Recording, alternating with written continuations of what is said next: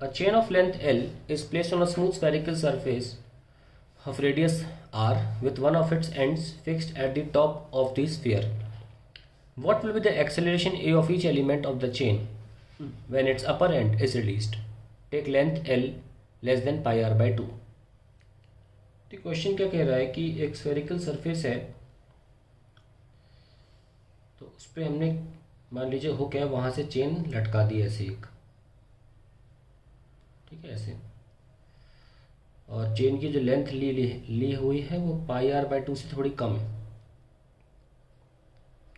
से चेन जो है वो अल्फा एंगल जितनी एंगुलर विड्थ रखती है अपनी।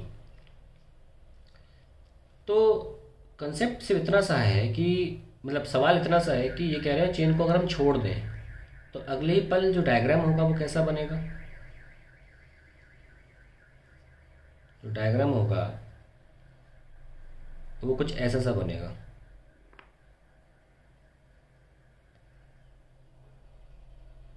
ठीक है, थोड़ा नीचे आ जाएगी चेन से, थीटा एंगल नीचे आ गई अगर चेन तो हम ये कहना चाह रहे हैं कि इस सिचुएशन में पोटेंशियल एनर्जी क्या होगी और इस सिचुएशन में पोटेंशियल एनर्जी क्या होगी। मतलब अभी पोटेंशियल एनर्जी चेन की कितनी होगी, अल्फा 0, मान लीजिए मैं इस वर्टिकल को रेफरेंस मान रहा हूँ, तो 0 से लेकर अल्फा एंगल तक पोटेंशियल एनर्जी क्या है चेन की, और फिर हम कह सकते हैं कि थीटा से थीटा प्लस अल्फा तक, क्योंकि आफ्टर ऑल तो अल्फा ही रहेगा ना, फिर थीटा से थीटा प्लस अल्फा जब एंगल होगा, थीटा से थीटा प्लस अल्फा, तब पोटेंशियल एनर्जी क्या होगी। तो मान लीजिए 0 टू अल्फा एंगल तक पोटेंशियल एनर्जी U1 है, और theta two theta plus alpha तक पोटेंशियल एनर्जी U2 है। तो मैं अगर इनको सब्ट्रैक्ट कर दूं, ज़्यादा वाली ये होगी, कम वाली ये होगी, कुछ थोड़ी नीचे आ गई है, तो this U1 minus U2, this change in potential energy will give me the gain in kinetic energy.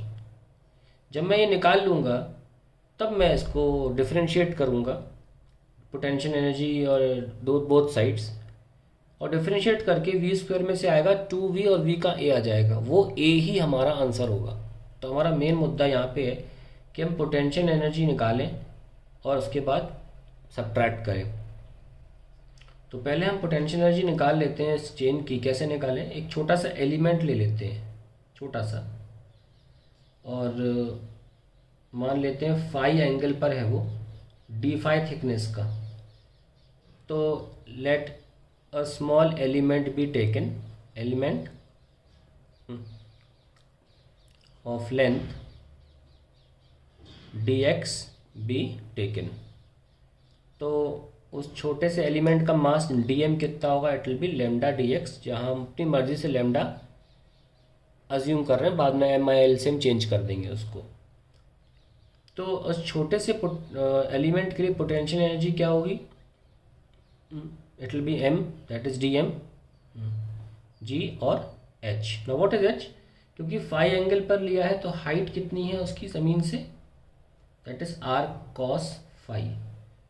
तो हम यहाँ लिख सकते हैं lambda dx g r cos phi, and then we can have u is equals to lambda g r, dx को लिख सकते हैं r d फाई क्योंकि angle equals to arc dx upon radius. तो dx को r d फाई लिख लिया, तो r स्क्वायर और cos फाई d फाई।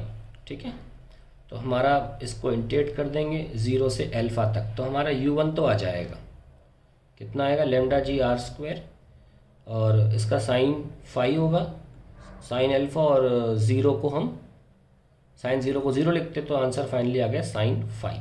चलिए, ये हमारा U1 आ गया। अब अगला स्टेप जो होगा हमारा वो होगा टू फाइंड आउट U2।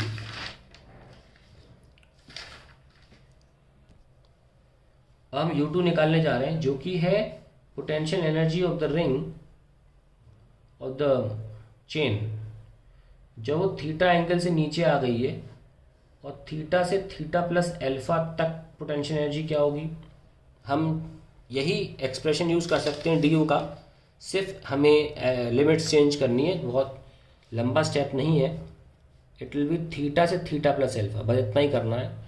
तो लेमडा जी आर स्क्वायर तो हम बाहर ले लिए थे, cos phi d phi. So u2 we have lambda g r square, इसका साइन फाई ले लें और थीटा से theta plus alpha. So we have lambda g r square sine theta plus alpha minus sine theta. ये u2 आ गया. अब difference निकाल लें. u1 minus u2 is half mv square. u1 कितना था? It was lambda g r square simply sine कितना था? साइन अल्फा था शायद. साइन फाई लिख दिया, साइन अल्फा लिखना चाहिए क्योंकि लिमिट डाल दी ना. Sine alpha minus u2 lambda minus u2 तो lambda g r square sine theta plus alpha plus lambda g r square sine theta is equals to half m v square. So lambda g r square तो हम common ले सकते हैं. क्या बच रहा है? Sign alpha minus sine theta plus alpha plus sign theta. ये बच रहा है इस हाफ एम वी स्क्वायर. अब मैं बोथ साइड डिफ्रेंशिएट करूंगा. ये तो कांस्टेंट पार्ट कॉमन है. साइन अल्फा, अल्फा तो कांस्टेंट है क्योंकि वो thickness of angular thickness of ring है तो जीरो हो जाएगा. टाइम तो बढ़ने वाली है नहीं चेन की लेंथ.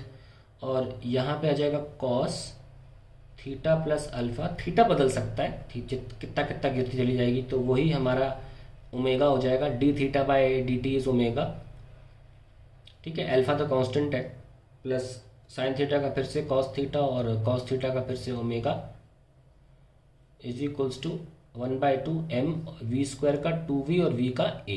2 से 2 कैंसिल और v बराबर हम लिख सकते हैं आर ओमेगा ना. एक कदम और लिख लेते हैं एम ए और v को लिख सकते हैं आर ओमेगा. तो ओमेगा भी कैंसिल हो गया. सो क्या बच रहा है हमारे पास?